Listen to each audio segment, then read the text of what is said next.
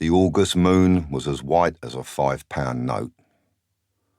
Parking the Land Rover off the road, close to the abutment of Bridigo Bridge, I clambered up the embankment, slipping several times on the damp grass and loose rock. At the top, I paused to take a piss. It was more than just relief. Perhaps, subconsciously, I was establishing territorial boundaries like a tomcat or a lion. This was my domain.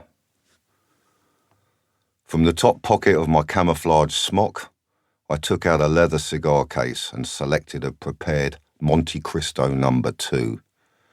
Moistening the tapered end, I struck a match, carefully ensuring the flame burned the leaf evenly before I drew in the smoke. I exhaled into the night air. As it blended with the darkness, the thought ran through my mind. I have brought Cuba to Buckinghamshire. I knew I wouldn't have time to finish it, but a Monte Cristo No. 2 is a fine companion to have whilst awaiting your destiny. I knew this would be my greatest moment, a night to remember. Whatever happened in the next few minutes, my life would never be the same again. The waiting at Leatherslade Farm had been a trying time. Waiting always was. It was when people looked into themselves and questioned their motives. Were they dedicated and committed to the operation, or had they been drawn in by the general enthusiasm and the lure of immense reward? I had prowled around the various rooms. The scene had been reminiscent of all the war films I'd seen.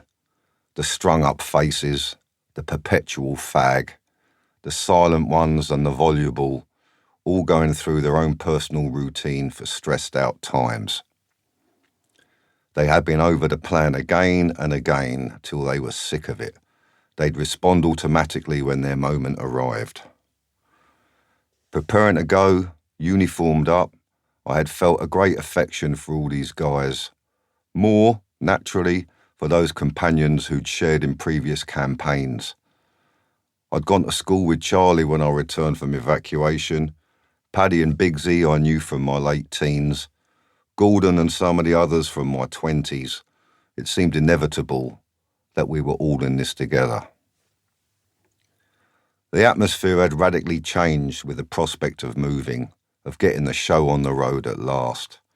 No more waiting. Here we go, boys.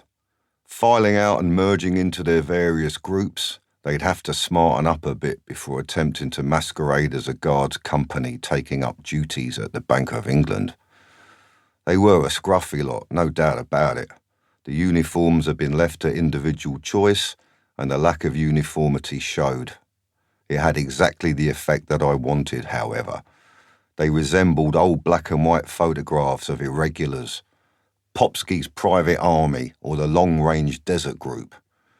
And their leader wore brown jump boots, olive drabs, the camouflage airborne smock, the gold-rimmed glasses painted black, the close-cropped military haircut crowned by the sand-coloured beret of the Special Air Service. Yes, I thought, we could be David Sterling and his mob setting out from J-Lo Oasis to hit Benghazi. I looked up and down the track, first with the naked eye and then with the binoculars, not looking for anything specific, just settling in, accustoming my vision to the night and my surroundings. I took the walkie-talkie from my smock, checked Paddy at the dwarf signal, checked Roger and Roy on the gantry. Simple checks, no radio traffic had to be interpreted. The next time I contacted them would be the last. Identification of the target. I looked at the glowing hands of my Omega stainless steel watch. 2:45 a.m. Only 15 more minutes to destiny.